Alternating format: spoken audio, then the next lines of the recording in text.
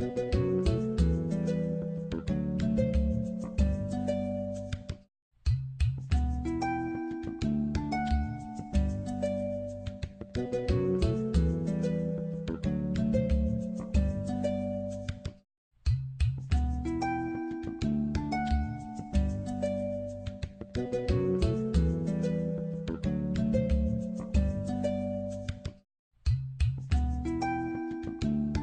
am Dr. Gerald Sekito Karule. I'm the Chief of PATE USAID's Maternal and Child Survival Program, commonly referred to as MCSP. In 2014, after successful implementation of the Maternal and Child Health Integrated Program that was also supporting routine immunization, USAID provided funding through buying into the Global Maternal and Child Health Program to support Ministry of Health UNEP and 11 districts in strengthening the routine immunization system. MCSP in Uganda, managed by John Snow Incorporated, JSI, used a well-known and approved WHO reaching every district or community strategy, but innovatively adding quality improvement tools and approaches to form the reaching every child quality improvement approach, RECQI. Using the Reaching Every Child Quality Improvement approach, USAID's Maternal Child Survival Program in Uganda has supported all levels of the national health system in increasing coverage and utilization of immunization services. At district level, district health officers were critical in spearheading the adoption of the RECQI approach. We have closely worked with the implementing partners, and they have supported us to do the trainings, but also the logistics, the planning, especially for the microplan. To implement the RECQI approach, MCSP has worked with these districts' health leaders to cascade its key processes, including catchment area population-based micromapping, microplanning to lower-level health facilities, and further to communities. About the micromapping at this health facility, before the financial year starts, we go at the district for a meeting. Here, they tell us our parishes according to our catchment area, and they also tell us our villages. We have to involve the village health teams. We call the sub-county chiefs, the LC3, LC1, and we also involve the health workers at this facility. We hold a meeting, and we have to show them their villages according to their catchment area. They register the children in those villages, and they also take that information to the parish mobilizers. I, as a VHT, I have the paper which we use as a register. So every child who have been born, we register on that paper. Then we pass through in the village, in the community, sensitizing them for the immunization, benefits of immunization and how they need to be immunized. So at the end, we come to the health unit or to the outreach where the immunization is to check those people who have been mobilized, they come or not. The EPI focal person has to compile all those children and put them in the child register according to their villages, because each outreach has its own child register. So it will help us to track all those children. RECQI supports subnational health workers in systematically identifying routine immunization challenges or problems, their solutions, and working with the non-health stakeholders to identify and mobilize extra resources needed for routine immunization. The non-health stakeholders are the supervisors, they are the controllers of resources, so they are in better position to really support the intervention as we roll it out. When I came to the district, I found that the motorcycle for Gavi was not given to people who are directly dealing with the immunization activities. Actually, all the motorcycles were given to health assistants and not the focal point persons. Through discussion, I have made sure that the motorcycles are given to the right person. And then the distribution of the vaccine when it reaches the headquarters here, I found that it was a challenge for this vaccine to go to the health units. I talked to the person, the focal point person. I told him the moment the vaccines have come to me, link with me so that I discuss with the DHO, and then the Gavi vehicle is used for taking this vaccine to the health centers. We have invited them for these performance review meetings. Last year we were invited in Kampala in a workshop, and we found ourselves being in category 4 in routine immunization. We were touched, and when we reached here, together with the chairman and the technocrats, we had to hold the meeting. We held the meeting, and we invited all the stakeholders to tell them about it so that they can go to the ground and sensitize on our behalf where we are not present. And then we invited all the health workers.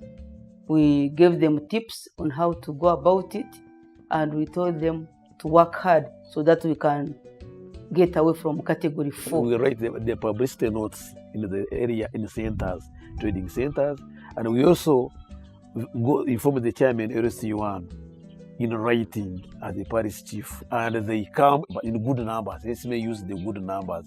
We need to change our mindset. EPI is not only a prerogative of the district health officer. No, it is for all of us, because these Ugandan children are for us and they are for everybody.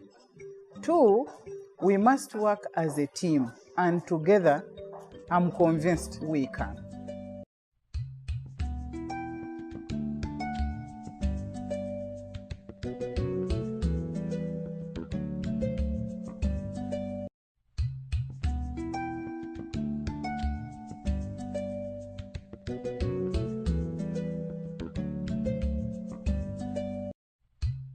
MCSP worked with Ministry of Health, Child Health Division and other partners, particularly WHO and UNICEF, to provide an above-site technical assistance to USAID's regional health integration to enhance services projects in East Central and Southwestern regions of Uganda. They identified a low-cost, high-impact child health package, which was rolled out in the 2 regions. I came on board when IMCI was born. IMCI being Integrated Management of Childhood Illnesses in 2000. But what I recollect, it had been around for at least 2 years.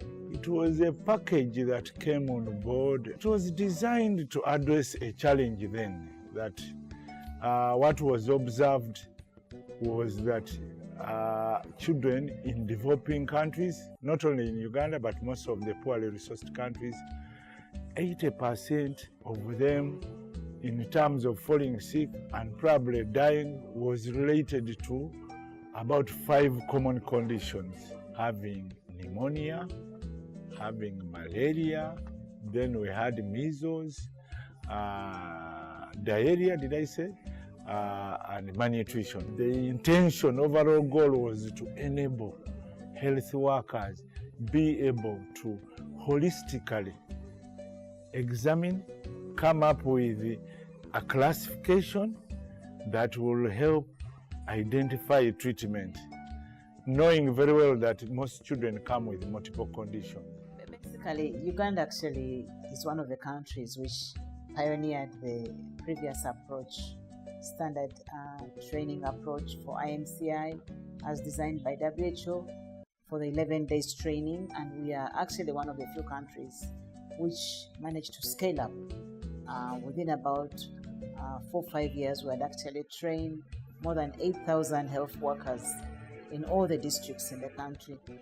But with time, it became very clear that despite the fact that we had managed to put that amount of effort, it was very difficult to scale up that model. First of all, it was a long training course, 11 days, 2 weeks, and also it was taking our health workers, depriving them from being at the health facility. And then we also learned that ultimately, when we looked at the different components in terms of what competencies were transferred, some of the components, like counseling, despite the long training, were not very different. So we considered in the scale-up effort to see whether we could actually have different models. One of the things we proposed right from the beginning is to have a staggered approach, where instead of keeping all health workers in one training at a go, that we call them, we have it face-to-face, then they go back and do some practice, and they come back to do a synthesis. Partners, Ministry of Health and MCSP, chose to use the recently revised IMNCI approach or model in rolling out the child health package. IMNCI training took two approaches or two models.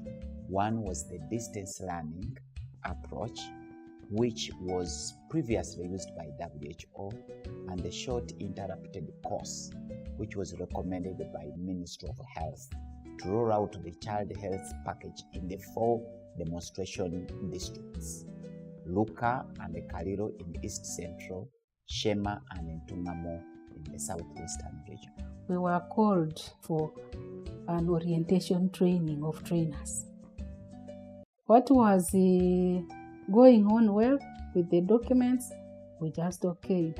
So by the time we came to use them as trainers, we were already used to the document, and we knew that they would satisfy the needs of the learners at different levels. So this distance learning in particular for this IMNCI, it is first for its kind in this schema, but to me as a leader, I'm seeing it was convenient. First of all, it didn't remove all the health workers from the facility. It was client friendly and again friendly to the participants themselves. For the facilities where I had 2 health workers, one could remain at the facility, one comes for a training. Tomorrow, the other one who came yesterday goes back, and this one comes for a training. So the client flow at the health facility, it remained constant, and again these health workers gained the package. The mode of training was distance learning. Yeah, I've liked this training because the other time when you're going for 5 days, these things are many. You just go there, you read this and this, not even getting them well. But at least this distance learning, we had to get things in small things for a package. We have a full day for practicals, for hands-on, where they go and like those ones who have taken too many months or years without entering the hospital, they go and practice from the hospital. They are practicing in the community, they understand. I liked the way it was designed because it gave us time to interact with the trainers from the first face-to-face, then gave us time to read and study on our own as a group at our health facilities. We also got a lot of materials. We had the modules, we had the chat booklets, and we also had an opportunity to look at the videos and the pictures. So what we were learning, or what we got, was really a picture of what we expected. To us, as a district, it worked. We covered many health workers in the shortest time possible. The orientation of the health workers to the IMNCI concepts was a bit hazy for the long distance course, so because for the short interrupted course, there was a little bit of time, long exposure, so they were able to orient themselves. Many new policies are being released all the time, and we think we should be able to send this message very quickly to the health workers down on the ground, using either electronic mechanisms or mobile phone systems instead of waiting for training. And that way, the long distance learning course may be more appropriate to serve that purpose. So ultimately, we are going to gear more to long distance learning, but for the interim, I think we're going to really push for the short interrupted model where we have them come in and then they go out and then they come back.